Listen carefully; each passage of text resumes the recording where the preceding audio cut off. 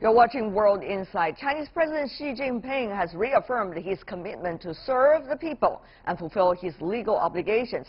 President Xi made the remarks during the 8th and final plenary meeting of the first session of the 13th National People's Congress. He stressed the wealth of China's history and the confidence he has in the country's future.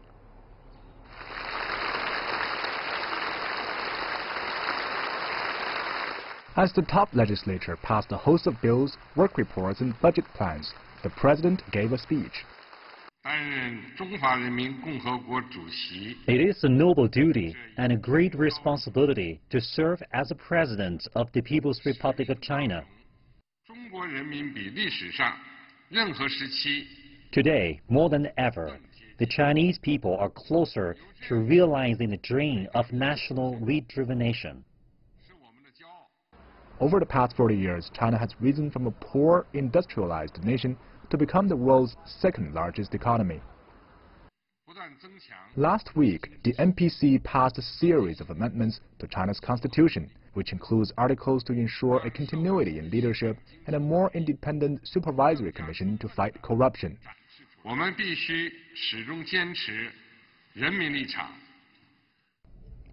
We must always be people-oriented. We must let the people be the masters of the nation. We must learn from our people, listen to their voices, and act on their wisdom. What the people advocate, what the people approve and accept must be the sole measurement of all of our work. Xi Jinping pledged that China would never seek hegemony nor expansionism, saying that only those who regularly threaten other countries would perceive other countries as a threat. Strong confidence but tough work ahead as the clock ticks towards the deadline from the ambitious 2020 goals. This government has essentially 3 more years to eradicate poverty, provide nationwide internet access, and create a moderately prosperous society for all.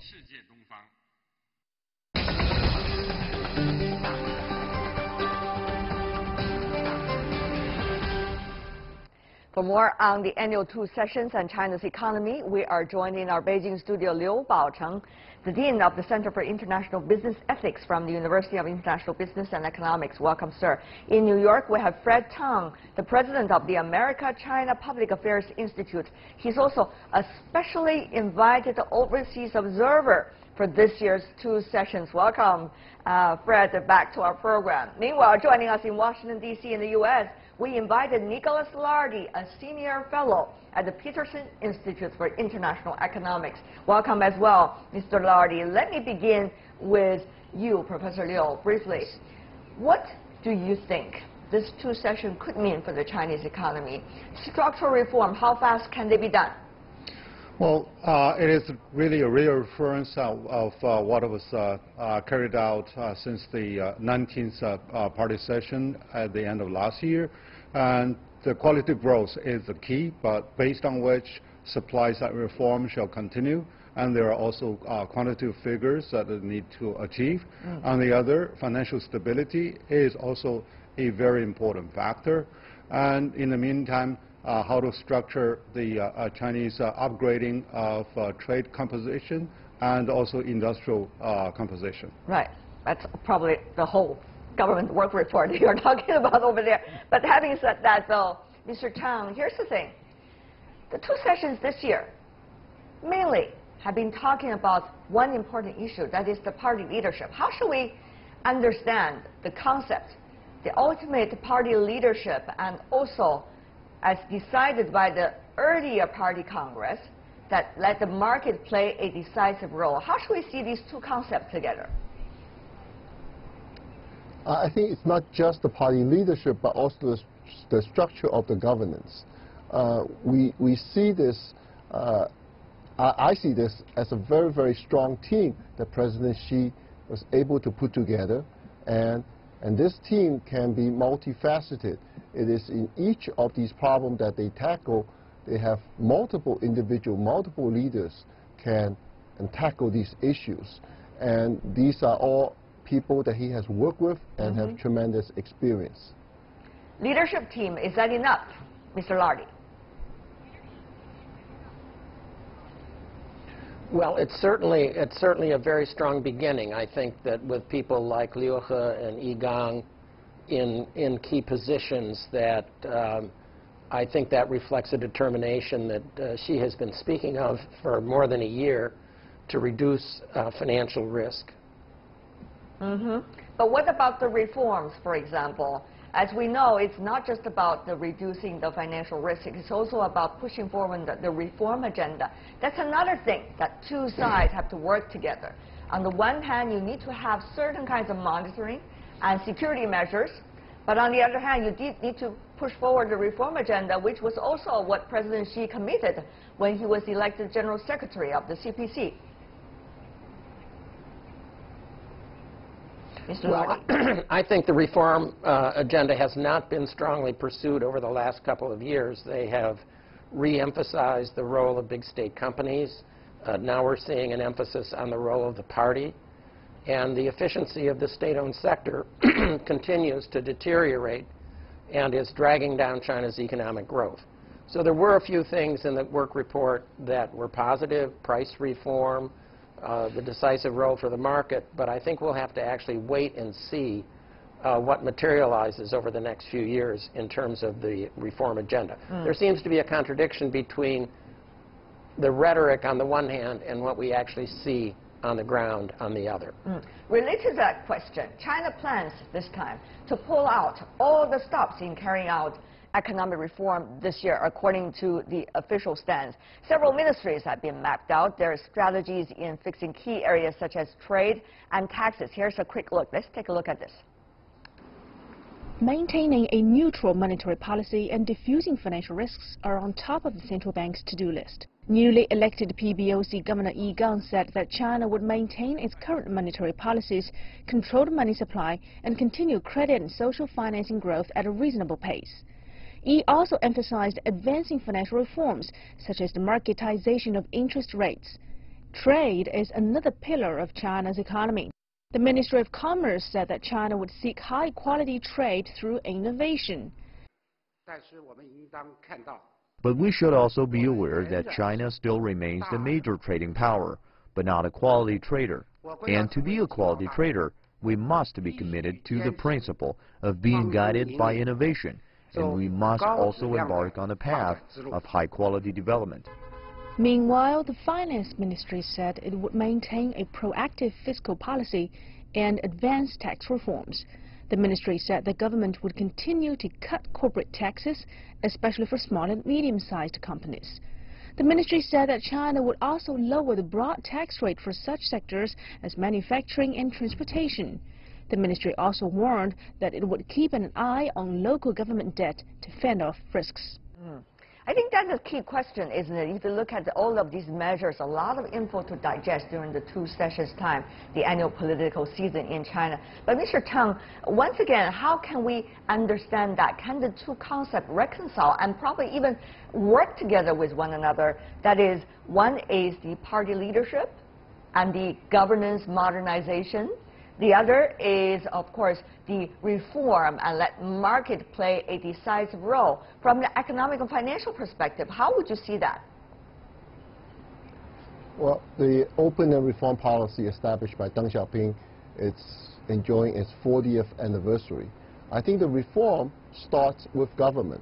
And this time, the government have restructured, pared down 8 of its ministries, 7 of its sub-ministries, and this is a beginning. Because if the government has lots of redundancies, you really cannot reform other structures of the country. So this is a beginning. But I also see this is not the end, meaning that there will be further adjustments in terms of government ministries and so forth. There are just too many ministries because of the legacy issues. This is not just the end, but rather the beginning. Professor Liu, besides the government's efficiency to be improved by doing institutional reform regarding the government structure, it's probably also about policies and how to implement the policies and to see whether the policies could work and to what extent to adjust the policies. Professor. Well, Right now, the government is facing a very different reality as compared to even with 5 years ago. On the international front, there is growing protectionism, and politically there is growing popularism, and global competition is really changing the landscape eternally. The reform is really treading into the deep water, where many of those interest groups are still playing a very important role in obstructing the further progress of government innovation. Yeah. And also the government will need to be adjusted not only in terms of the organization, but also in its real function, its service to business and to the society. So they need constant adjustment to face the new reality. Right. Mr. Lardy, a lot of concepts flying around, as you may know, every time during China's political season. This is an interesting time to look at China's future direction. So some of the things regarding what we have just talked about. You see from the Chinese leadership increasing talks about how the economy, which is now unbalanced and inefficient, should develop in a way to satisfy the ever-growing desire of the public and of the people to have better lives. You also have the external pressure, in a way, on China. For example, U.S.-China trade. Now, some even talk about a trade war. I'm not sure whether that is the right word to use, by the way. So how will the internal desire, in a way, coming from the people, and the external pressure, in a way, that could lead to some devastating situation, hopefully not, eventually work in a way to make China's reform being pushed even further? Well, I think we have to begin by recognizing that China has done extraordinarily well in terms of raising living standards in China. The growth of per capita income over the last few years has exceeded the growth of GDP, and so wages are rising rapidly.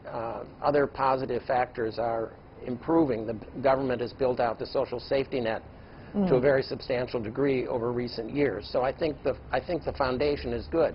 You're absolutely right. The risks come on the external side. If the United States pursues the strategy that it has indicated that it will over the next few days, we could find ourselves in a very substantial trade war between China and the United States. I don't think anybody's position would be improved. Both countries would lose. And so that would certainly be a setback for sustaining China's economic growth. How large it would be, I think, remains to be seen. We need to look carefully at the details of whatever protectionist measures are adopted by the United States. Professor Liu, it's not once, not twice, not 3 times, not 4 times that top government officials from China are being asked during the 2 sessions about what if U.S. took certain action and how would China react and whether there was going to be a war. It seemed all of them, coming from the Chinese side, seemed quite graceful and saying this should not be the way. We do not want that to happen. We hope it's not going to happen. But it takes 2 to tango.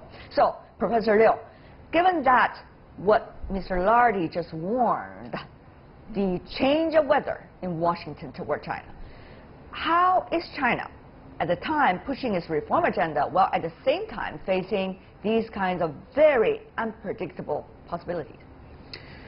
Well, Chinese economic size is there.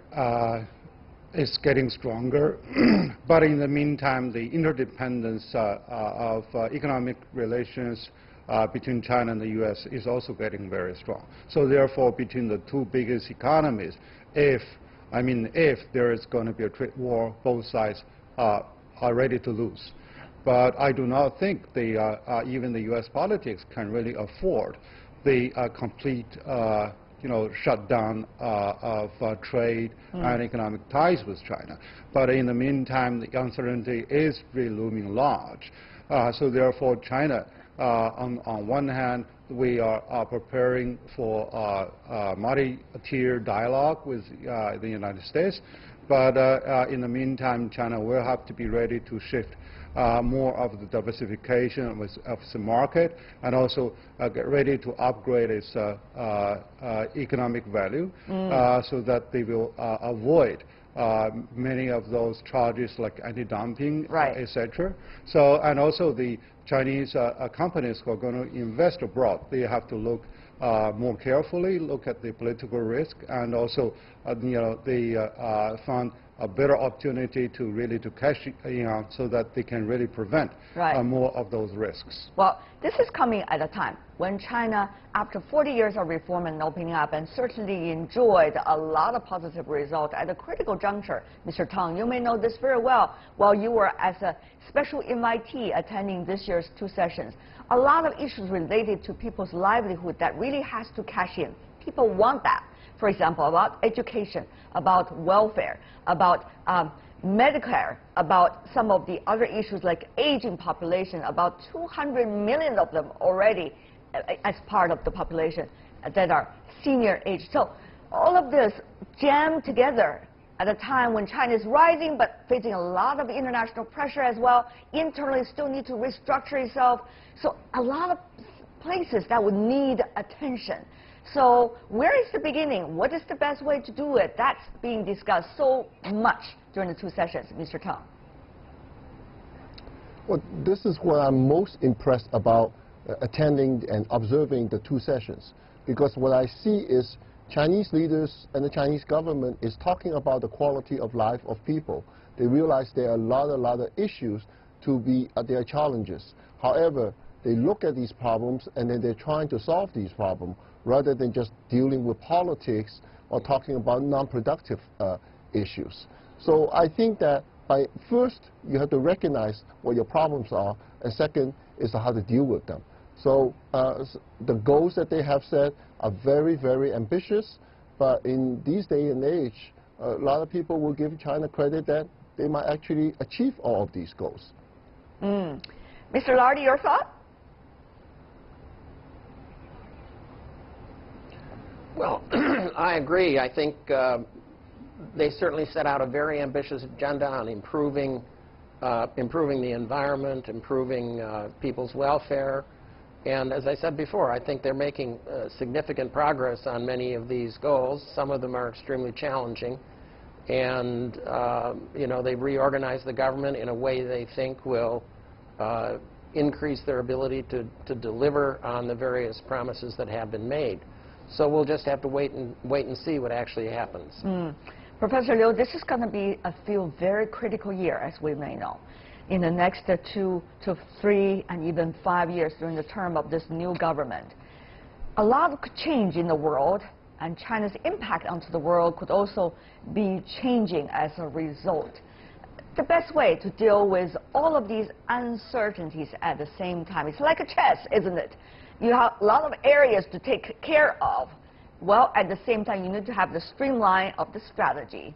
Professor Liu, brief words before we go. That's the challenge of managing complexity with too many variables in hand. But to tackle this complexity, you have to be very firm on the ultimate goal, which is really to raise people's living standard and also make people happy. And by doing that, so you need to keep the economy steadily growing and also manage a peaceful international relationship by moving forward with restructuring and innovation.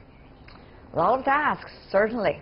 After the 2 sessions, a lot of things need to be sorted out. So thank you so much, gentlemen, for being with us. Liu Baocheng, Fred Tang, and Nicholas Lardy. It's such a pleasure to see the 3 of you once again. Thank you so much, gentlemen.